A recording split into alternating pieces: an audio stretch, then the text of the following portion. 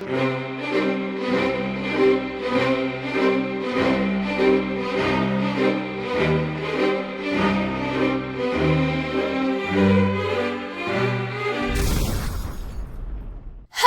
everyone! Originally, I wanted to make a video that I came across of a weird MGTOW who was explaining how, due to his opinion, white women didn't vote for Hillary Clinton because of their women-ish nature of not wanting to be equal to men. Needless to say that his argument falls completely flat, since not only did he use no female representative of any other skin color, but the voting decision for Trump among white women was 54%, which means that all the other 46% have been completely ignored too.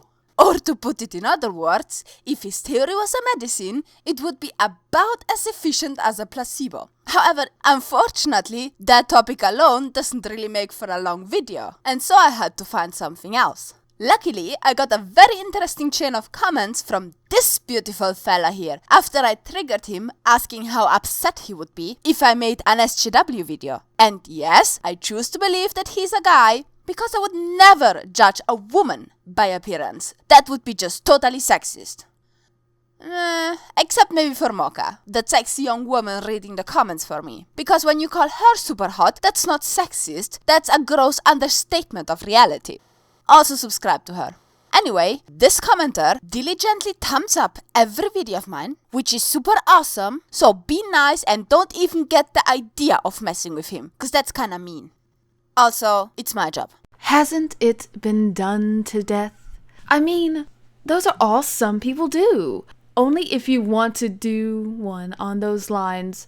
How about where Milo person proudly boasts that S/he, I'm not really sure that S/he, quote, don't give a damn about your cisgendered feelings, exclamation point, unquote.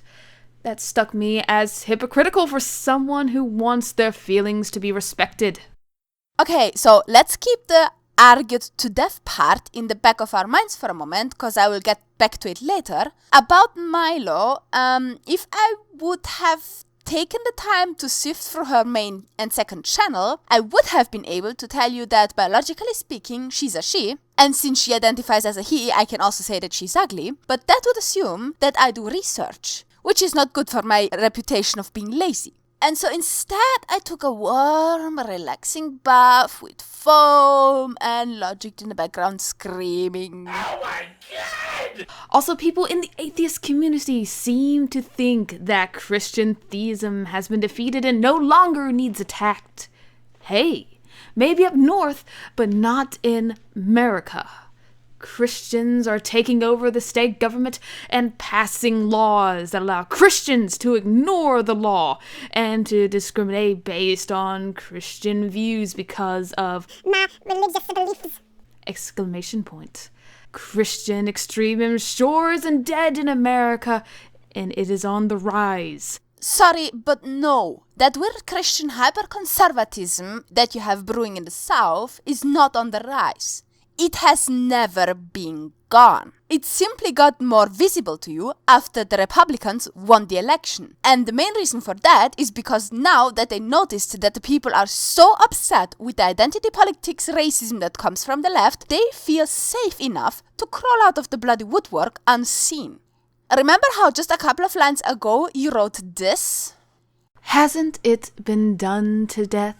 I mean, those are all some people do. If there is one topic that has been dealt with more thoroughly than PC culture, it is Christianity. And people like Aaron Ra and Bionic Dance have spent their entire YouTube career debunking it. So if in spite of all that work and effort, you still have such a struggle with Christianity, is it really so odd that people wouldn't just stop and declare victory over PC culture and move on, knowing full well that the dragon is clearly not dead yet? And one more thing, no matter if you debunk Christianity, or Islam, or SJW nonsense, or flat earther, or pseudoscience, or whatever else, you don't just debunk the topic. You debunk the flawed thought process behind the topic, and you give people tools to view things skeptically. And a lot of people can easily adapt those tools to use them in whatever other circumstance they need them the most. If any voice wasn't so horrible, I'd be doing old school atheist videos attacking it while wearing a mask to protect my family from Christian terrorism. See, that's why we need feminism. We need to empower those poor men who feel disempowered because their voice doesn't match the unreachable high standard of sexy feminine squeakiness with Slavic accent, to which they get exposed daily by the advertisement and the media. I agree that Christianity is a relevant topic, but I would make a pretty safe bet that I and Logic targeting Islam risk losing our heads way quicker and way easier than you could ever lose yours with doing Christianity. Krr. Am I softening my consonants? Burden of proof. Burden of proof. Burden of proof. Brr.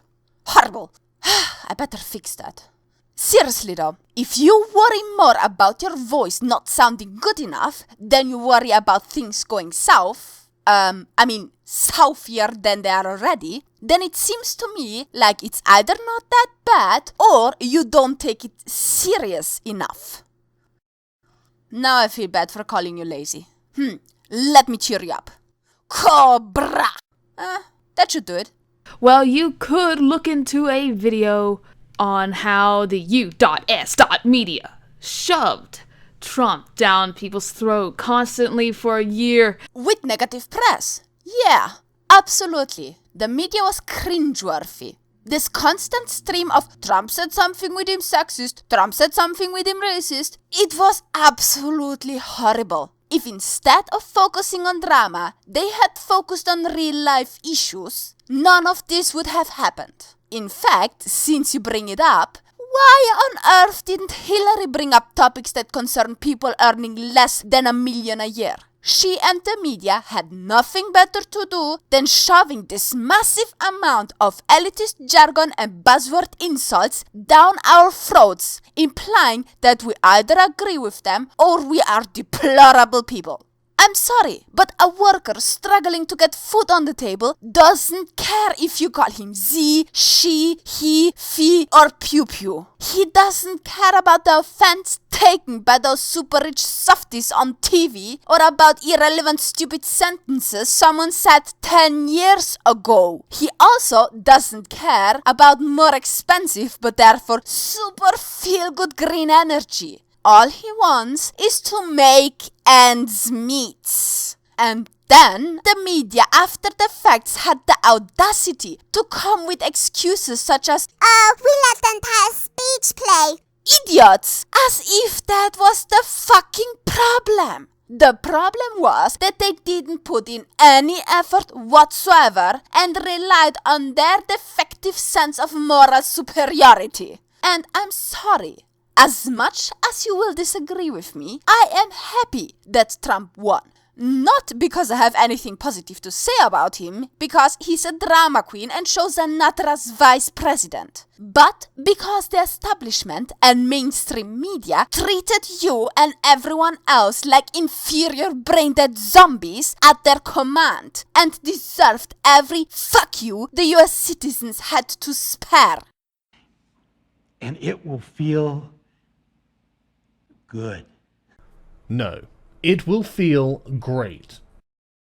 And how the FBI leaked a false story on ST Hillary days before the vote. Well, I cannot talk about the story because I cannot tell what is true or not. There is no official story other than the FBI reopened the investigation. And an investigation is not a concession of guilt. Just like the accusation of child molestation against Trump that popped up a few days before the election is also not a concession of guilt. A person is innocent until and unless proven guilty. Unless we want to switch to the SJW guilty until proven innocent, in which case, yes, Hillary and Trump would both be guilty. But to my luck and to yours, we still do not live in Stalinist Russia.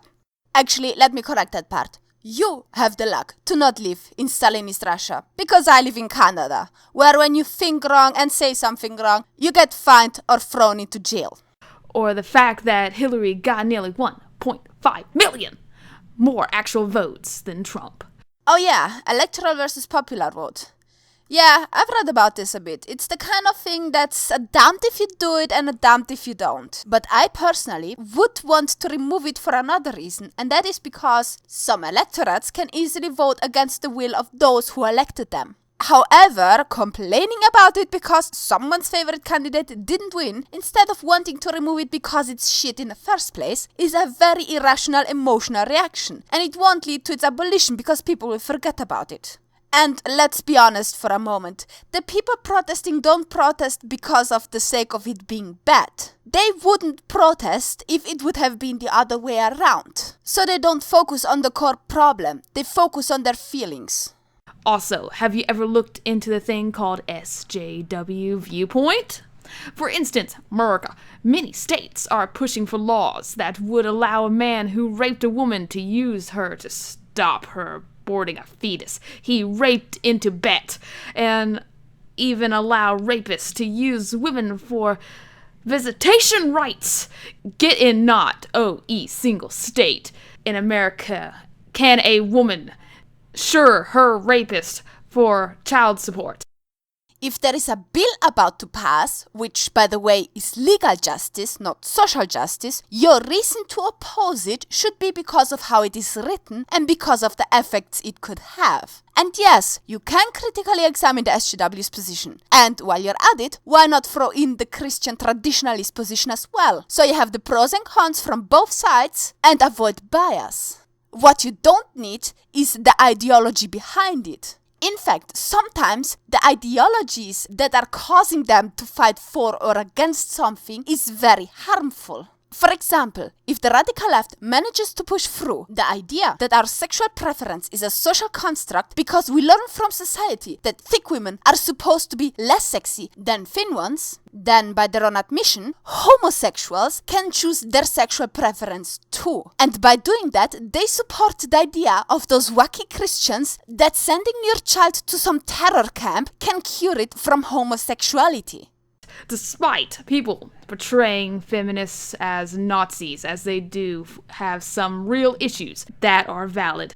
That is a very silly argument. The Bible has some nice passages that are valuable too, but that doesn't mean that the book is any less dislikable. Or, since you mention Nazis, Hitler built up a superb highway network that is still in use today. And he was a very big animal lover. But that doesn't mean that overall he wasn't a horrible human being. Now, Anita Sarkeesian is totally a fraud who is just using feminism as a scam to sucker money out of people. That's true. But not all people who raise feminist issues are Anita Sarkeesian. Hashtag not all. Yes, not all feminists are Anita Sarkeesian, and not all Christians are like this weird hate preacher you sent me a while ago and urged me to debunk. Does that make it futile to go against that preacher? Or does it make it futile to point out that he gets his ideas from the same holy book that the other Christians do? I would say no, and given that you were the one sending me the video, I'm pretty sure that you would say no too. But unless we want to be hypocrites, we have to apply this standard consistently to every other topic, including SJW and feminism. And if you look at the effects of, let's say, identity politics, what you will see is that it is not only allowing racism and dehumanization through collectivism, it actively promotes and encourages it. Oh, and by the way, you kinda made a bit of a fool of yourself because you claimed nobody would have the guts to deal with this Christian dude. And you said that to a person you're subscribed to who has already made a video about him. On them, and that, my friend, is the cure for AIDS. What a nonsense is that? Kill all the homosexuals and you're AIDS free? What next? Kill all the Africans to be malaria free? I wonder if killing all the preachers would stop pedophilia. However, in over half the state in America, an employer can legally fire someone for simple being an LGBT, and the person has no legal recourse. Let me revise that a bit. in over half the state in America, an employer can legally fire someone without valid reason. You see, it doesn't just apply to LGBT. It also applies to people having the wrong accent, wearing the wrong clothes, and praying or not praying to the wrong Vishnu. And all these other people are potential allies that you exclude explicitly by focusing on a much smaller group because of ideological reasons. Do you at least start to understand how this way of thinking is harmful? It hurts the ideologues themselves too. people on the so-called SJW side have some valid issues, even as some to be ridiculous and extremes. And some critics of so-called SJWs have reached levels of rhetoric that are absolutely insane. Having a valid issue says nothing about how you deal with it. Christians who claim a healthy fetus is a potential future living being and shouldn't be recklessly murdered have a valid point. The problem is that they use that point to harm people who desperately need an abortion. Simply having one or two valid points in some instances shouldn't give anyone a pass. And we should call out flaws on every side when we notice them. That includes calling out the Milos and the Anitas, and also sometimes the Sargons and Armored Skeptics and the TJs, and yes, the Barack Clintons too. If you're right, some of them appreciate the feedback and improve their reasoning. And if you're wrong, some of them may correct you and improve your reasoning. BTW. I'd like to see a video or do one where someone calmly tries to convince feminists, ABF, SJWS, that they really should take a harder line on radical Islam, since Islam opposes women's rights, gays' rights, atheists' rights, every else rights. I never understood why SJWF crowd was willing to kiss Islam's ass. My God, radical Islam is worse than the KKK, and the SJWF crowd hates them, so why so tolerate if Islam for hell's sake? I personally wouldn't bother, because many have done this before, including Majid Nawaz and Sam Harris. And it has turned out that those people are a lost case. They drank the identity politics Kool-Aid, and their critical thinking skills have been ejected from their brain and been buried in the sand. They are gone. They passed on. They are no more. They have ceased to be. They have expired and gone to meet their maker. But you know who isn't a lost cause? You are. Which is why I dedicated this entire video to you. In spite of your biases, you expose yourself to different views and try your very best to be intellectually honest and do the right things. And that is awesome. And with that in mind, let me try to poke a hole into your thinking. The most challenging thing in the world is to not blindly keep following a group and to not define yourself through a group. Pick the good of every side, discard the bad of every side, and then turn around and be you. Not part of something, no, just you. You don't need feminism to help women. You don't need identity politics to advocate for human rights. And you also don't need to wait for YouTube skeptics to get a taste in debunking Christianity in order to protect you. You have learned all the skills to debunk them yourself. Use them. Thank you all for watching. Let me know what you think in the comment section below. If you liked the video, thumb it up, share it, subscribe if you haven't yet, and if you're super into what I do, consider maybe supporting me on Patreon. A very big thank you to the awesome honorary Reptoid Illuminati supporting me already. Until the next time, and I wish you all a wonderful evening.